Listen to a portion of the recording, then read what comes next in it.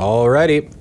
Hello and welcome to Illfoominati. My name is Ryan Fu, and I have the pleasure of sitting down with two wonderful human beings. The first one is Steven Sampson. Hello.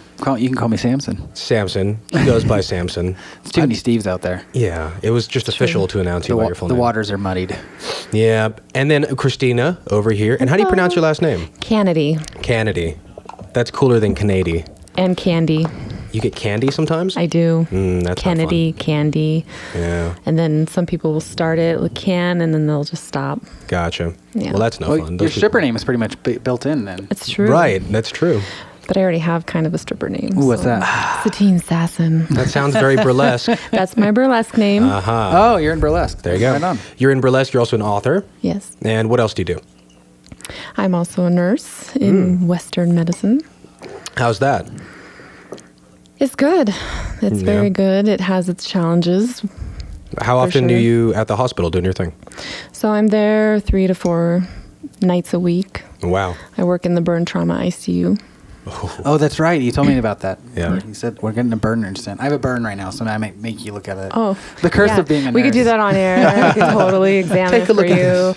make some recommendations. Well, the spaces that I met you in were spaces that I was exploring around some friends who are into holistic medicine. Yes. So I was kind of surprised to run into you because that's kind of the belly of the beast regarding the Western medicine Yeah, complex. Yeah. absolutely. There's a lot of conflict and, Yeah. or is it more duality? I don't Yeah. know. Yeah. Always hard to tell the difference. That's true. Yeah. So tell me, what is the work that you do that's not within Western medicine? That's still medicine then? So energy medicine, very indigenous based. And, you know, we look at medicine in 4 manifestations. We have the mental, the physical, emotional, and spiritual. Western medicine focuses solely on the physical. It's like fighting cats and dogs to get any attention for the mental. And if you have emotional or spiritual, it's even worse. Yeah, yeah. And even if it is an ailment of the emotional or you could say spiritual nature, that they try and find a physical reason for it. It's because there's Absolutely. this deficiency in the brain or this deficiency, which might also be true, but could be part of a larger network of Yeah. issues. It's all interconnected. It's all part of a complex. Right. For me, that argument is that the things that we're trying to fix in Western medicine are often symptoms of a Yes. problem rather than the problem. Absolutely. Yeah, and they Yeah, could like- even be symptoms of fixing a problem. Yeah. And its most simple example would be Making a problem worse. Yeah. Well, the most simple example of that would be taking a Tylenol for a headache. It doesn't make the headache go away. It just makes it easy for you to ignore it. Yeah. That's why I love energy medicine. You're getting to the root cause analysis of what's causing the headache. Yeah. Let's go deeper into that. Let's talk about why you're even having headaches. And let's balance that. Yeah. It's pretty crazy the way that your own stories and your own emotional baggage and spiritual baggage can play into your physiology. If you're somebody who's watching this and this is a new concept to you, I encourage you to just have an open mind. Absolutely. And know that most people who practice forms of holistic medicine are not crazy woo-woo people. They're people who are also involved in Western medicine practices or other modalities and have found that there's some interlay. So what's it been like being someone in both worlds? It's been quite the trajectory. Yeah. I find myself, I've always advocated for my patients on the Western front of medicine. I'm known for not having any breaks on my mouth when it comes to dealing with physicians and getting what I feel that they need, or at least bringing a light or attention to what they need, especially in an ICU setting. Yeah.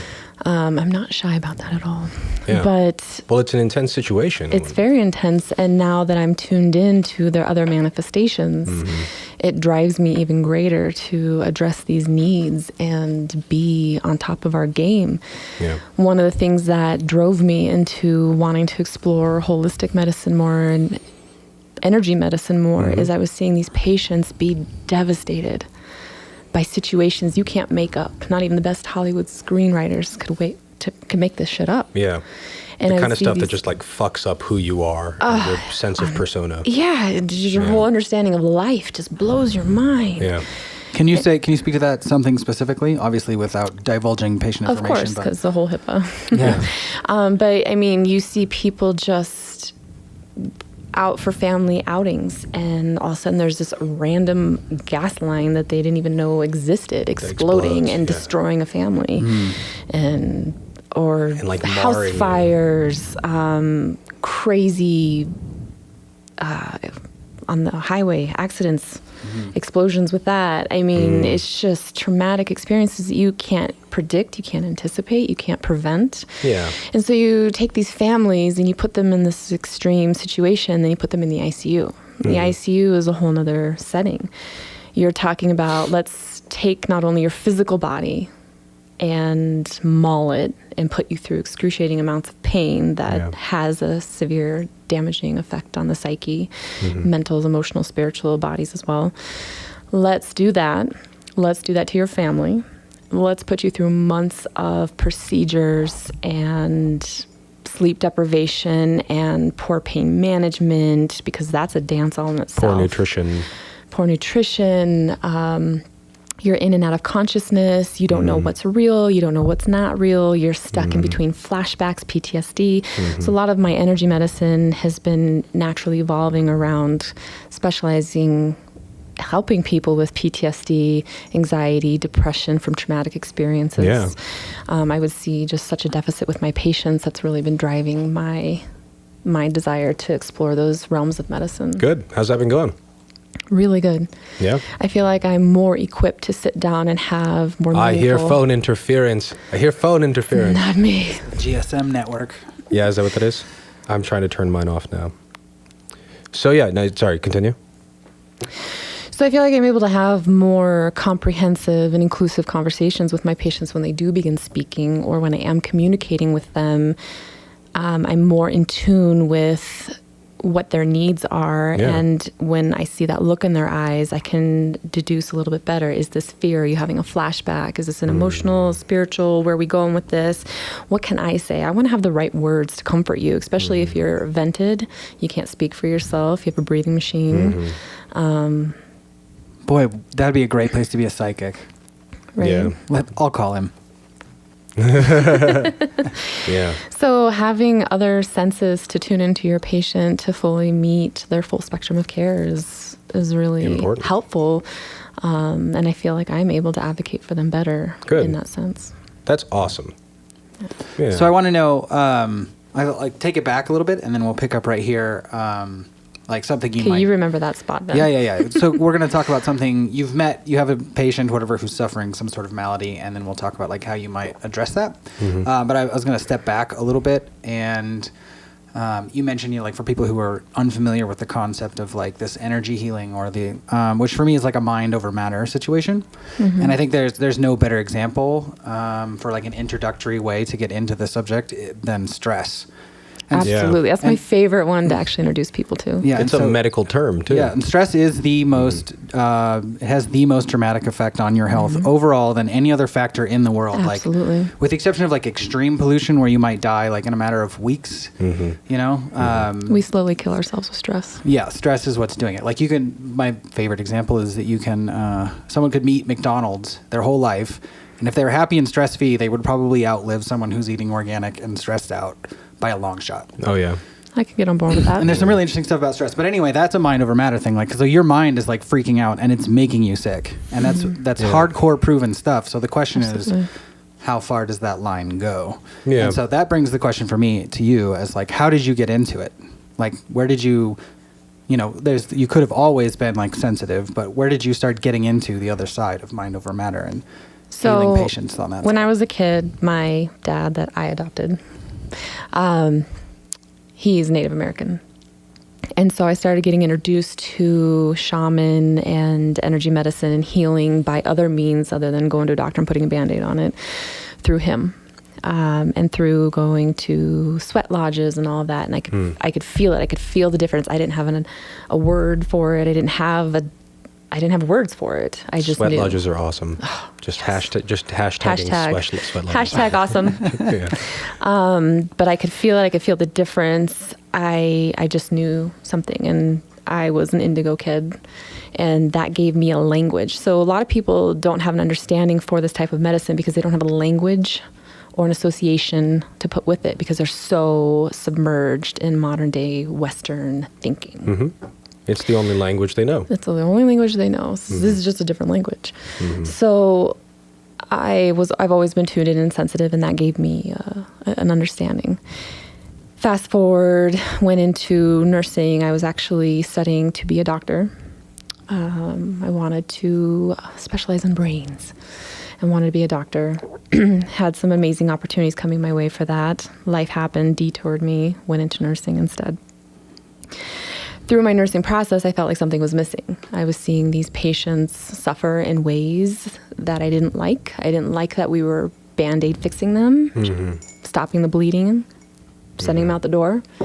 And then they come back to the clinic for checkups. I'm like, God, now I'm having this issue. I'm not sleeping. I'm having night terrors. I'm like, something is missing. Yeah. You are missing something. We are not treating something. And through my own personal experience with stress management, anxiety, I started looking for answers. And I have some amazing friends that are well into this community, and they bridged me over, and my childhood bridged into my present, so past bridging into present, and I'm like, oh my God, it all makes sense. This is exactly where I'm supposed to be. Yeah. The community just began to expand for me and educate me in ways that made sense because my brain is very Western in its thinking. Yeah. You know, I need concrete, evidence-based practice and proof, please. Yeah, Thank you. So it's interesting that you bring up stress when we're talking about balancing chakras, for instance. We say that the physical symptoms you may be having are a latent manifestation to something that's been going on for quite some time that you weren't aware of. You're subconsciously lingering, what have you. So I use stress as the example for that. People say, I don't believe that. I don't believe that. Okay, so what happens when you're really stressed? What happens to your body? Tell me. Do you? It's shakes. You get like a sense of energy, a buildup of energy. What happens to your stomach, your appetite, your sleep? Yeah, definitely like a tightness. Restless. Yeah. Not so hungry. Yeah, and the longer that goes on, the worse that gets. People lose weight. They get gray hair. They have... Yeah, I buy into the chakra metaphor, if you will, that there's various things. Because when I'm stressed about something that's romantic, I get it's definitely a here kind of thing. It's more up in your heart chakra. Yeah, if it's like a head thing, I get like a headachy kind of like... Yeah. Most people aren't in tune with that. They don't think about that. But when you stop and have that dialect with them, they're like, oh yeah, I do get that way. That does make sense. I do feel that. Okay, so that's your block chakra. That's been going on for a while. Yeah. So let's talk about that. What's blocking it? Let's get into that. Sometimes when you enter this level of medicine, the relief is instant. Yeah. Some people, it takes weeks because they're still psyching themselves out. They're like, I don't know if I believe that. But I'm going to go back to this thinking. Maybe. I don't know. Back and forth, back and forth, back and forth. And that's the ego. Our thinking has a lot of power over our reality, doesn't it? It is. We let it become our reality. Yeah. I mean, that in my opinion is reality. That is the definition of reality. You're choosing your reality. That's true. You absolutely are every day. I agree with that as well. Very important stuff. Yeah. And what weird creatures we are to be able to live either in that egoic realm or in the realm of presence. What a strange thing to be able to move between the worlds. When I'm first counseling somebody, sitting down, and because I do more of like a talk therapy and then move into some energy work with them when I'm doing this type of work. And when we're talking about how to bridge their mind over that thinking to open them up a little bit, it's an interesting process for sure. Yeah. They have a hard time letting go of that ego. I'm like, okay, so take me to a place where you just felt amazing. You were at the beach, you were with your family, you were just in a setting where you just felt so at peace. That's living in the presence. Yeah. That's putting the ego aside. So we're going to work on living in that state all the time. Yeah. Well, as much as possible. Yeah. And you are getting a perfect opportunity to really test that because you're in a hospital, one of the hardest places to do that. Oh my God. Yeah. How is putting mindfulness to work in the hospital? It is a daily struggle. Yeah. I have to pray a lot sometimes. Good. Prayer is an amazing practice. Yeah, it is. And I find myself, one of the things that my teammates compliment me on a lot is my ability to stay level-headed in extreme, urgent situations and say, okay, stop. They're not going to get any more dead than they are right now. Get this, get that, get that. this is what you do. It doesn't matter how much training you go through, how many classes you sit in, until you have that hands-on experience, that's when it all starts to cement. So it's interesting when you put somebody in an intense situation, no matter how much training they have, you either click into mode and start putting your practice into place, or you freak out. You're right. It's one or the other. Yeah. I've got a couple of raw questions for you. Oh, God. Is that okay? Do it. And if you can't answer them for whatever medical reason, that's Sure. fine. But let me know. I'm sure, because how long have you been doing this work in hospitals? 7 years. 7 years. So somebody, I'm sure, didn't make it while you were All the there. time. All the time. All the time? Wait, can I clarify something real quick? Like, are you somehow a liaison to the other half of this, like officially, or you're being a nurse and on the side you're just like slipping in truth? Like, how does that work? Like, that's what I don't get. Gonna slip it to you on the side. As part of that, like, how is the industry just let it happen. to this information? How does everyone respond to this information currently? So we are trained to understand who we're talking to. Mm-hmm. And so it's all about your ebb and flow of conversation, and you put in little seeds here and there and see how they respond. It could be very organically, So tell me, this is a really tough time for you. Are you religious? Are you spiritual? Do you connect with anything? Tell me what your language is, and I'll meet you there. So Nurses are usually so important.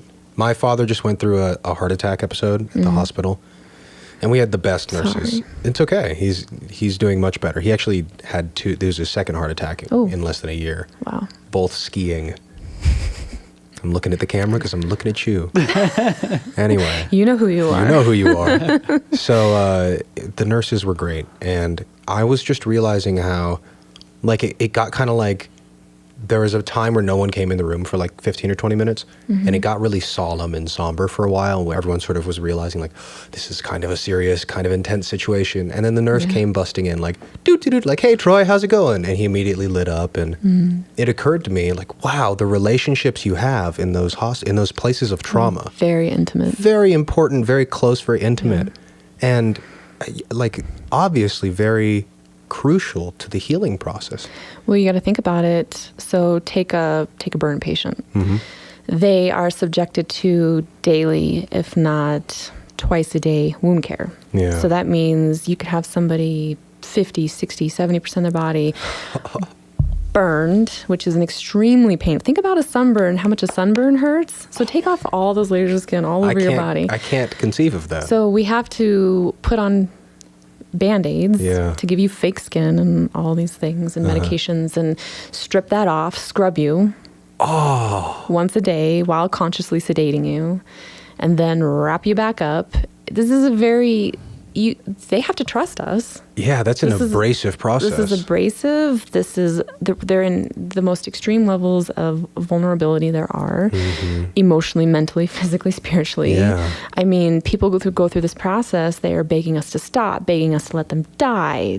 I mean, their families a lot of times can't even stay in the room. Yeah. For infection purposes, we usually don't, but sometimes family wants to be there, and we'll gown them and mask them and allow them. But most of the time, if we're doing any type of procedure, the family's like, nope, I'm out, deuces, which I respect, I appreciate. It's hard to see your loved one in the most challenging situation, pain, testing all their levels of faith. Yeah. It's got to be hard for the person getting scrubbed, too, though. Oh, it's extremely painful for them. I don't wish that upon my worst enemy.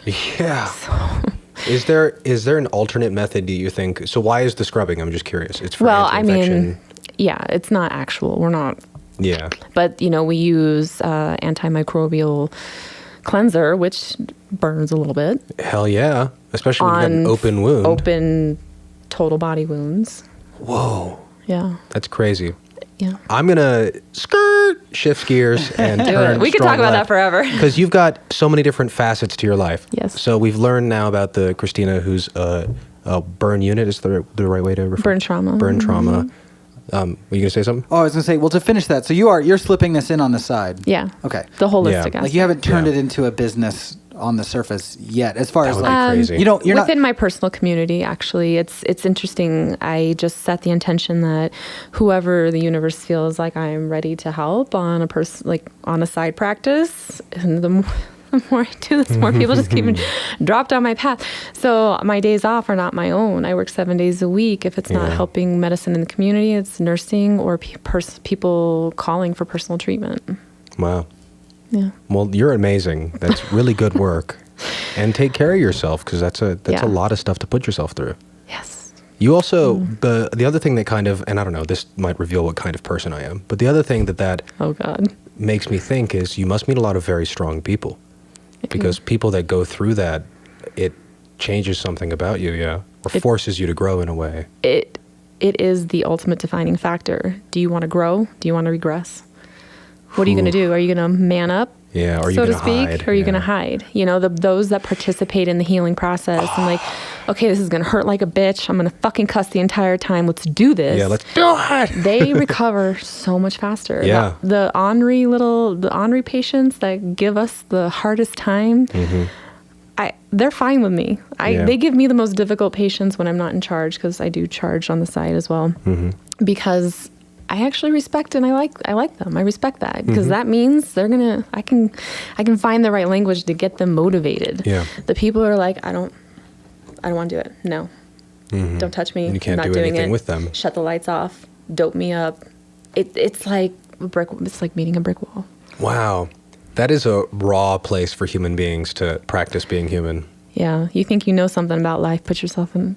Well, don't put yourself. Please don't. Lord, don't, please. Turn the gas on. If you find yourself in an experience that challenges your being on every possible level. Yeah. And then you will find out what you're made of. Hell yeah. Yeah. Yeah. Well, that's awesome. And yeah, I'm excited to see that there are folks, I don't want to use the word infiltrating, but I don't think that's the wrong word. Yes. Excellent. Yes, infiltrating the system and providing some alternate perspectives. Yeah. Even just if it's within you, you're still bringing that no matter if she's preaching it there or not. We bring the medicine everywhere we go. That's what it's about being a warrior. You're a warrior of this medicine. You bring it with you wherever you go, and those that it's meant for, you'll connect with, and those that it's not meant for, it's not their time. Yeah. Totally. Well, that is crazy. You are awesome. But the left turn that I was going to make before is that you do a lot of different stuff. So you're also an author. Yes. And you also said you do burlesque. Well, a little bit. Okay, that's totally all right. Not so much free time these days. No. I do. So the burlesque thing turned more into book cover modeling. Okay, that makes sense because you write books. So that's what that's evolved into. I hope to get back to the... Do you model on the cover of your own books? I haven't until recently. There will be one coming out with me and another model on it. Nice. But for a while, I was like, that's kind of weird. But I had this idea, this cover, and I really wanted it. And the timing was very organic. And I was like, okay, let's just do it. Nice. Is it with a pretty gentleman? He's very handsome. He's very much a gentleman. Nice. Good. That's very good. Yeah. Well, I say that to segue into the type of books that you're doing. Yes, let's do it. Tell us about it. So I write multiple genres. I write paranormal, vampire stuff. Is that for any particular audience? Like, is it like young adult, or is it more? It's more of a new adult to adult. Okay. There is some adult content that new adult. I've never heard that. Oh yes, it's a whole other genre. That new is adult. New adult. Twilight was new adult. Really? Okay. All right. That makes sense, I guess. Yeah. So I have a vampire series, and that... What's it called? The Lunar Eclipse series. Okay. Yeah. So that is the first 4 books in that series. We talk about dropping seeds. I like to drop seeds everywhere I go. So within my books, I like to pose difficult questions that make you think outside of your box. I like to immerse my books and characters with just different backgrounds, cultures, belief systems, ethnicity. I love humanity. I love the diversity, and I love to bring that into my writing. So I also like to challenge people emotionally, mentally. Good. In that. And either they pick up on the challenge or they don't. I was reading some of your reviews. People really like it. That new book, yes, Winter's Absolution. As we were talking about, more and more people find me for the peer counseling and energy type medicine that I do. I found a plethora of sex abuse survivors Gotcha. over the years coming to me. And I'm like, God, these people are so strong. They don't even know how strong they are. They don't even know. And so I really try to bridge them into that. Like, no, you are amazing. And this is why.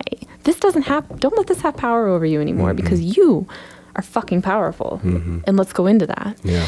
So, and I have my own traumatic past as well that, our mess is our message, right? So I'm using the mess that was my childhood and life and Composting it, turning it into something beautiful to help other people. So I had this plethora of people coming and talking to me, and we'd go into these portals of time and conversation and space, and I'm like, I really want to write a story about this. I really want to write a story about recovery from a place that people don't normally think about. Right. So we enter Winter's Absolution. I wanted to write it an MC, which stands for motorcycle novel. I wanted to infuse this PTSD therapy that I've been learning into a book, into a romance novel. So it is considered a contemporary dark romance or motorcycle. A contemporary dark romance. I know. There's so many titles you can put with books. And where Sounds does like the something your motorcycle editor said. thing come from? So the motorcycle theme comes from motorcycle clubs, and there's a huge genre of books built around characters that are in that lifestyle. Think Sons of Anarchy turned romance novel. Ha! Nice. So with Winter's Absolution, I took somebody who was kidnapped off the steps of their university, which is a sex trafficking story that happens a lot more than people actually realize. I do have some friends that work in sex trafficking as far as getting people out and helping them recover and pairing them with the right community resources. Thanks for clearing that up. Sorry. It's okay. You can have friends of both ilks. Right? Yeah. I Duality. don't think you want anyone in Duality. the industry. No. Yeah. Let's not do that. Well, you sound like you've got a diverse enough portfolio as a human as it is. Yeah, and you can't judge. You can't judge. People are on their own paths. They're making their own decisions. We say there's not necessarily a good decision and a bad decision in the modern day thinking that it's more of like what decision is going to help your soul evolution and what is going to hinder your soul evolution. The choice is yours. Yeah. So it's not our place to judge. It's between you and God. It's not my place. Yep, And I'm I here feel to be that a too. guide towards the light. Come to the light. Let's Yeah, or come find some balance. find some balance. Yeah. Yeah. Well, do you want to evolve your soul or do you want to stay in this place? Yeah, and whatever it is that you're in. Yeah. So with Winter's Absolution, we take Luna, who... One of the things let me backtrack a little bit. One of the things that I personally don't write is women that need to be rescued. Hell yeah. My women are very strong, and I shouldn't say a little sassy, they're a lot sassy. I've got no brakes on my mouth. But she rescues herself. She finds an opening, she finds an opportunity, and she rescues herself, in a sense, gets out of the situation that she's in and runs into a forest and finds an old barn and hides. And that's how she meets the hero of the book. And they then in turn have this beautiful dance back and forth of helping heal each other. So it's not so-and-so saved so-and-so. It's I saved myself, now I need to heal. And along my path of healing, I'm going to meet so many amazing people who can help me. Yeah. Give me those seeds to get what I need, to remember the information about myself that I need to remember. I have the strength to do this. Yeah. I think that's the general sort of hippie-ish trope about people being reflections, right? Yeah, we're all reflections of each other. Yeah. For sure. So with Winter's Absolution, I really explore that. I then took the book and had, it started with 5, and my readers were getting back to me and telling me their own personal stories, and then it'd be more like 10 Wow. people who have been victims of sex abuse in some aspect. And they all, hands down, raved about the content and how I portrayed Luna and her process and how connected they were to her. And they thanked me. And I was like, Yeah. oh my God, he did it right. Yeah. Well, that's awesome. Art has the incredible potential to do that. Yeah, you can bridge so many people from so many different backgrounds with art. That's why I love art, all aspects of art. That's why I do the modeling. And with the Lunar Eclipse series, I painted those covers. Nice. You know, I love art, all aspects. Very good. Very awesome. Well, that's cool. How long you been living in Denver? 16 years. I love your ring. Sorry, I just have to point that out. Labradorite. Give it a look to the camera or whichever. This one's, This where's one? her camera? This That one. It's a cool camera. Or a cool ring, sorry. You've got two of them on. Oh, I thought there were one Yep. ring. Moonstone and labradorite. All right. But tell me about the stones. What do they do? So labradorite is like a balancing stone for when you're going through a lot of metamorphosis, transformation, change. It's a really good stone to help you, your physical matter, stay on board with that. And Yeah. moonstone? Same with moonstone. Moonstones, I'm really connected to their energy. I feel like they ground me personally. You know, everybody resonates with different things. Well, my stones might not work for somebody else's. Yeah. For somebody else. But life has been very interesting lately, and I've been going through a lot of transformation. So I like wearing stones that help me stay balanced. Fair enough. Well, I know you got an artist event coming up, an author event coming up. Tell us about it. Yes. The Mile High Books and Bounty pairing event. So what we're doing is we are having an amazing array of authors, almost 50, come from throughout the world. We have an author coming up from Costa Rica and one that is coming from Australia and around the United States. So we're pairing all these independent published authors with Colorado proud wine and other Wine and books. wine and books. Cool. Wine and awesome. So it's a wine tasting book pairing event. When and where? It is October 14th of this year. Okay. The evening before, Friday night before, we're doing a pub crawl ghost walk Nice. through historic parts of Denver. Then the day of, we have this full event where readers from different contemporary romance preferences can come and meet all these amazing authors. We have a mystery author that is phenomenal as well. Nice. A really good variety Cool. that can speak to a lot of different readers. Yeah. Where can people find out this information? So on Brown Paper Tickets Okay. and on Facebook. So Brown Paper Tickets, you can type in Mile High Books and Bounty. The event link will come up right away. Gotcha. VIP tickets are $40. There's only a few left. That includes a swag bag full of goodies from the authors and the event, a wine tasting bracelet, and then you get an hour early access. to Get the there event. early, drink all the wine. Drink it all. With your unlimited wristband. Yes. General admission is $20. Gorgeous. And if people want to buy wine tasting bracelets at the door, they can do that as well. Cool. So the event goes to 4:00, and then authors and any lingering readers can drink together for the last hour as well, from 4 to 5. And that evening, this is where you come in. Okay. Yes, the Halloween costume party. Oh, right. Yeah. Yeah. So, oh yeah. Oh, He's like, yeah. I don't know what she's gonna say. What's coming? Now I do. Yeah. What are you so- emceeing that? What are you doing? No, I do production stuff sometimes. So he's helping me Oh. produce Okay. the after party. Gonna make it Parties are so easy. Just to be totally honest. excuse me. Compared to like, Parties are so easy. well, people who do like full arts events or like a stage production, right? Like it's like every minute needs to be perfect. At a Perfectly party, it's planned. like, we're 5 minutes late. Party has said it and forget Everybody it. come on in. Dress up, drink, have fun. Yeah. And it needs Yeah. to be popping. You need to make sure there's stuff and it can be That's where experiential. you come in with your. Yeah. Yeah. But if people get a little experience, a little games, a little activation in the party, it's bonus. Yeah, People we actually have a expect surprise in for other that. places. Yeah? Yeah. Good. Hey, there's going to be a surprise. Check out this October Check party that out we're going to the be doing. October. Yeah. The dance well, party. There'll be a name for it, but also check out the book event. What's the name of the event? The Mile High Books and Bounty pairing Books event. and Bounty. We are also raising money for some profound charities. Tell us which ones. Yeah, so we're going to be having an auction. The authors are all donating, and we have various local businesses around that are specialized to Colorado donating as well. My tattoo artist Oh, wonderful. is donating a basket and lots of other things. So I wonder what kind of basket you get from a tattoo artist. the kind you really want to auction on. Yeah? So we are raising money for the children's burn camp. Oh, nice. And we are raising money for our education burn fund, and also for Epic Adventures, which is one of the most phenomenal cancer camps Nice. that I have ever encountered. They are here in Colorado, and they help people who have recovered from cancer, or they can be in treatment as long as their physician signs off and says they're healthy enough to come to Colorado and have an epic experience and remind themselves that they are bigger than their diagnosis. Good. And what I love about that is they focus on, there's a lot of camps and experiences like that for children.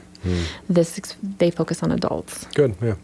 So they're and if you don't have the money to get to them, they will give you a grant to come to them. So how involved are you in the actual production of this? Because it sounds like those are all sort of medically based nonprofits as well. Did you have something to do with that? So I have a friend that volunteers with Epic Adventures. Gotcha. And I used to be an oncology nurse before I went into the ICU setting. Oncology patients have a special place in my heart. I wrote a book dedicated to them as well. They are warriors beyond belief. So that's how I kind of got connected with them and really wanted to help raise money for them. I believe in their vision so much. Awesome. And then with the burn, just naturally, of course, from the environment that I'm in right now. So who is producing the actual book event then? So there is a Nerdy, Dirty, Flirty book blog and myself. Nerdy, Dirty, and Flirty. Yes. I like that. So they're helping, and then since I'm local, I've been doing a lot of the local organizing and awesome. gophering of all the little things that go into that. Important all stuff. The things. Got to have the gopher. Yeah. Is that a burlesque term? I've just heard they call that a people use stage it. kitten. Like stage kitten. Not quite a gopher. Kittens are sexier than gophers anyhow. Way sexier than gophers. Brilliant. Is there anything else that you're doing event-wise around Denver? No, that's enough. Thank you. Yeah, good. Well, we appreciate you tapping us in. Yeah. What's the author scene like? Because how long you've been writing books? Since 2014. So that's pretty recent. Yeah. I mean, it's 3 years ago now, but still, that's pretty recent in your life. Yeah. It was a very interesting process. When I first wrote my very first novel, a little redundant, I didn't intend on publishing. I wrote it, my girlfriends and I, who are all in a little book club, just got done reading all the Twilight books, and we're like, this was a good story, but I can't really relate to this Cinderella perfection of love. It could be more. No, I wanted raw. I wanted realism. I'm like, I can't relate to this. Yeah. Not my life. Yeah. So I'm like, I'm going to write them a book. Let's take a harder question. Let's meet your high school sweetheart, fall in love, and then find yourself in this complacent place, which so many of us can do in our adult lives. Like, what am I doing? I guess this is okay. This is comfortable. And then destiny calls. Destiny's like, I got another thing for you. So I know you married so-and-so, but here's your soulmate. And you're record scratch. I bet you're wondering how we got here. Yeah, exactly. And everything you ever thought to be in existence in reality, let's take that and flip it around and turn it on its head. What would you say is the question that Twilight was trying to ask? Or answer? It's ask. Ask is the better. I don't know. That's a really good question. Do vampires sparkle? Wait, I was going to ask me. You've done some vampire stuff, right? Yeah, the whole series is vampires. What vampire My rules vampires did you do follow? not sparkle. My brother told me, I will disown you if your vampires Good. sparkle. I said, don't worry. They don't. I think most of us would, I would hope. So I love mythology, and I studied a lot of Mesopotamian, Turkish, Moroccan, Mongolian mythology when I wrote my vampires. I was like, everybody does Greek and Roman inspired things. I don't want to do that. I don't like doing the normal stuff. Yeah. So let's go into Mesopotamia. Let's go into Turkey. Let's go into Iran, Iraq. They have such beautiful cultural things, artistic things in the mythology. And I'm like, let's build vampires off of that. Nice. Those are cooler vampires. What's something that would distinguishing of a Romanian or Balkan kind of vampire thing? Or just mythology generally. Like something in the area. Although Transylvania's over there, right? It's closer than just any of us, that's for sure. Yeah. No, he's right. Vlad the Impaler, that's more their region of the world, That's right? true. That's true. That's true. So like my vampires evolve. So I wrote a whole evolution story of vampires, right? So it's not like a virus that took over like zombies. They're like a separate species that have They're separate evolved species alongside. that have evolved alongside. So I took in Turkish mythology, there's the theory of the 3 balls of light that basically hit the earth and make things.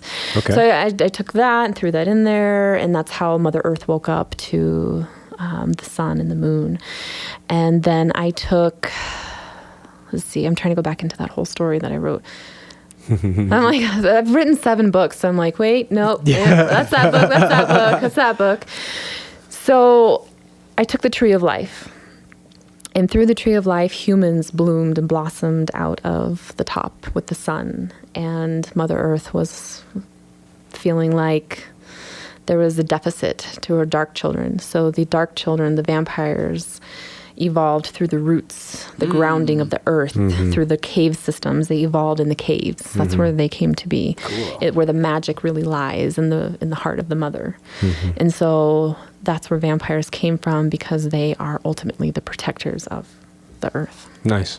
I like that's a lighter is an ironic word to use, but use of vampires than normal. Usually they're just sort of like weird creatures that have grown about. Yeah, I can't think of any real origin stories, honestly. Not off the top of my head, anyway. Not tight ones, not ones like that. So does one of your vampires have to recharge, like, rather than in a casket, like in the dirt, like touching the dirt in a cave? So they all actually, it's more, not necessarily, so they do drink blood, but they drink blood of other vampires. So it has to be the opposite sex to have balance, that feminine, masculine balance. And if you're out of balance, you die. So if you're in a same-sex couple as a vampire, you have friends that hook you up with their blood. That's tight. Because we support all diversity in our vampires. Good. And so I love, like, my main character in that book, he is from Iran area, but he's also French. You know, I just blend so many cultures in my characters because they're just all so beautiful. Yeah.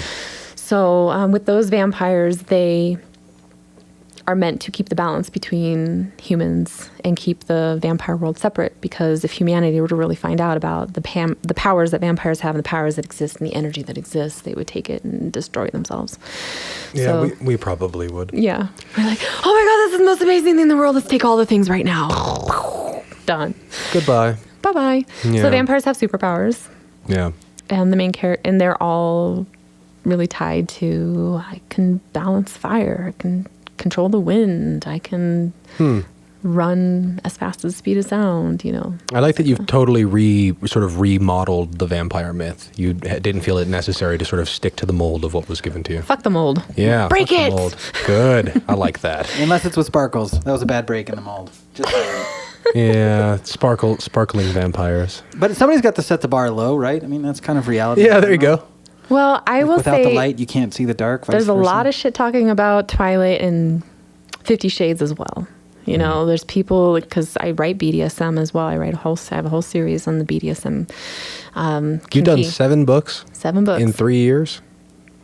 I guess, yeah. That's a lot of books. That's most impressive. It's a lot of writing. That's a lot of word count. I should really add up how many words You should. that is. You should. I don't think about it. I just do it. Well, that's why it's easy good. for you. That's why you're doing it, because Yeah. you don't get to have to think about it. But back to those, you know, Twilight and 50 Shades. 50 Shades, yeah. They really bridged in so many more readers. I never read romance before Twilight. Really? I loved John Grisham and mystery and make my brain think, you know, let me just really get into this experience. Dan Brown, like, I loved books like that. Yeah. And I loved historical fiction because I'm a nerd. Shocking. So when I read Twilight, I was like, oh, there's a whole, and I loved fantasy. Yeah. I loved vampire stories. I loved Interview with the Vampire and those kind of books too, and Anne Rice. So I was like, what is this? So it bridged me over into a whole nother genre, couple genres of books, and then really inspired my writing. I'm like, if this exists, then I could take this and mix it with this and make my own. Yeah. Yeah. So the one really concrete, meaty, or, you know, hearty criticism I ever heard of the Twilight series was that the main character is written as a very, like, blank slate. Like, hardly any information is provided She's about very her. mousy. So and, that, anyone can picture themselves as her. It might be a good idea. Yeah, so you don't, like, there's not a lot of mention of, like, oh, she's tall, and so the short people are like, oh, I guess it's not me. So, like, there's, like, almost no personal description. Her emotions are, like, very basic. There's just not a lot of complexity. Well, so what is reading? And it's an escapism. Yeah. It's a stress relief. Yeah. So sometimes writing a flat character like that, where the reader can then insert themselves, helps that reader bond with the text and the escapism that they're needing. And with the relationships that their blank slate character has, because that Exactly. becomes them. Yeah. that becomes a whole world for them. So while I personally can't write a flat character like that, I appreciate and respect the people that need that type of character to bond to a book, whatever gets them reading. Yeah. Hell yeah. I'd That be is willing true. to say that that's just the power of identity. That Absolutely. one of the great magics we have as humankind is the ability to accidentally think we're something that we're observing, which actually happens all the time. Like when you're More watching, than people even realize. Yeah, More when you're than watching a people book or a movie, you can get engrossed in your experience very quickly. And what I believe is really, what I experience is really happening is not that you're just really into the book. I think what's happening is you believe you are the book. That's why you experience it as this like omnipotent, immersive thing, right? Same with But the you know movie. what's so beautiful about that is expanding their thinking. Yeah, of course. It's literally being able to be in someone else's shoes, you could say. It's still through your perspective. And maybe get you to start thinking, am I really living my life to my biggest potential? I mean, this may be fiction, but now that I think about it, I'm not really happy. I'm not really happy in this career. I'm not living a life that makes me feel full. I'm living a life that I need a vacation from. Let's not live lives we need vacation from. Yeah, it only takes one moment. That only needs to travel through the ether to one person at the perfect time to, boom, set it off. I feel like with every book I've written, I've set out an intention saying, if I can just help one person with my text in the sub messages I have in here, if I can help just one person know that they're not alone, bridge them to another form of thinking that helps their healing process, helps get them out of a dark place and make them just feel a little lighter, a little more connected, then I've done my job. Then that year of writing or 6 months or however long that one book took me was worth every fucking second. Good. And with every book I've written, I've had multiple people personally write me and tell me what my book did for them. And I'm like, thank you, God, for putting me in the position to help them with this text. Yeah, by and just I love doing expressing it. yourself. And I Yeah. loved doing it. Yeah. That's really the beautiful part of any artist that's doing. Absolutely. Andy Connecting. Tadaro was talking about the success of her. She did the Fountain Tarot. I don't know if you've ever seen that deck. And she said something that struck me, which was like, she didn't expect it to be successful. She's just Yeah. doing it because this is what she wanted to do. And she, hoped some people would think it was tight, but, never do you imagine the actual response that's going to be received. by That's your like with my creation. first book. I didn't expect to publish. I don't call myself an author, really. I'm an artist.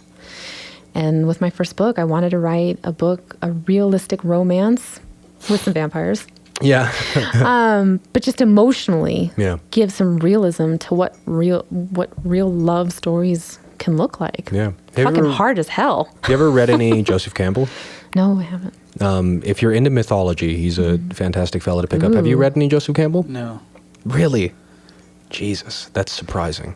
Joseph Campbell did a great book called The Power of Myth, Wow. and he compares every great religious story to every other great religious story and tribal stories. It draws some really beautiful parallels. Yeah.